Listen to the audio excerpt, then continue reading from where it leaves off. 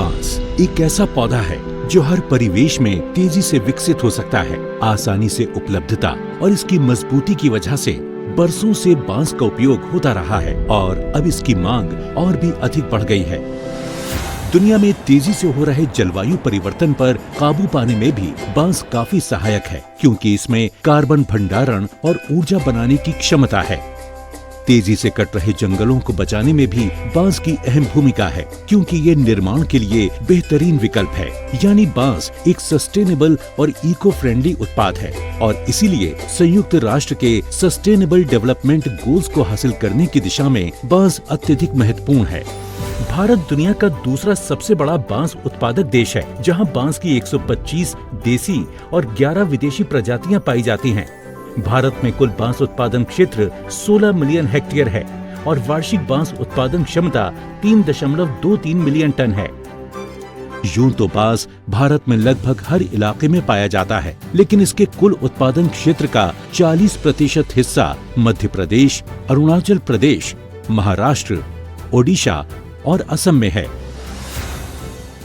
देश में 20 लाख से अधिक कारीगर बांस के विभिन्न उत्पाद बनाकर अपनी आजीविका चला रहे हैं।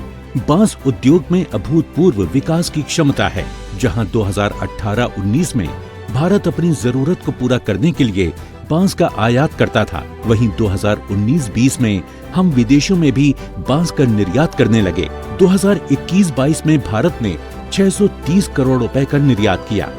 बांस उद्योग में असीम संभावनाओं को समझते हुए भारत सरकार बांस के उत्पादन को बढ़ावा देने के लिए व्यापक स्तर पर कार्य कर रही है। बांस को एक स्वच्छ, स्थायी और टिकाऊ विकल्प के रूप में बढ़ावा देने के लिए भारत सरकार ने 2017-18 में इंडियन फॉरेस्ट एक्ट में संशोधन करके गैर वन क्षेत्रों में उगाए जाने वाले बांस को पेड़ की श्रेणी से हटा दिया, जिससे किसान अब इसे आसानी से अपनी खेतीहर जमीन पर उगा सकते हैं। साथ ही जंगलों के बाहर उगाए जाने वाले बांस की कटाई और परिवहन से भी प्रतिबंध हटा दिए गए हैं।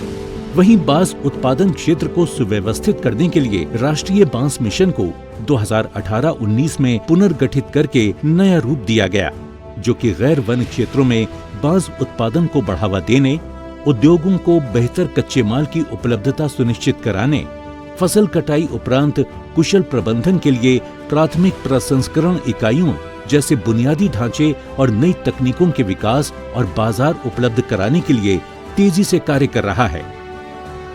जहां एक ओर पारंपरिक उत्पादों में बांस का इस्तेमाल हो रहा है, वहीं स्थायी विकास के तहत बांस का इस्तेमाल नए जमाने की मॉडर्न इमारतों, दफ्तरों, प्रीमियम फर्नीचर, बैम्बू फैब्रिक, कागज के उत्पादन इत्यादि में किया जा रहा है। साथ ही बांस का उपयोग बायोफ्यूल बनाने में भी हो रहा है, जो कि पेट्रोलियम का बेहतरीन विकल्प है। राष्ट्रीय बांस मिशन का लाभ लेने वाले एक उद्यमी हैं उत्तराखंड के रहने वाले जयपाई नूली, जिन्होंने योजना के तहत सब्सिडी लेकर जापानी तकनीक से चॉपस्टिक बनाने का एक प्रोसेसिंग यूनिट खोला है। इस यूनिट से ये अन्य लोगों को भी रोजगार दे रहे हैं। राष्ट्रीय बैम्बू मिशन से जो हमें अनुदान मिला है, उससे हमने मशीनें खरीदी, सेटअप लगाया है और हम लोग उसमें आत्मनिर्भर बने हैं। इसी तरह बंगलुरु के रहने वाले परमेश्वरन कृष्णा अय्यर ने राष्ट्रीय बांस मिशन के सहयोग से आधुनिक प्रोसेसिंग तकनीकों को अपनाकर अपने बांस उद्यम को विकसित किया है। With the help of National Bamboo Mission, we mechanizing each and every process from bamboo unloading to treatment to furniture making process. किसानों की आय में वृद्धि हो, इसी मिशन के सृजन की दिशा में महत्वपूर्ण भूमिका निभा रहा है बांस उद्योग, जिसके माध्यम से देश के कोने कोने से लोग आमदनी के इस नए विकल्प से जुड़ रहे हैं।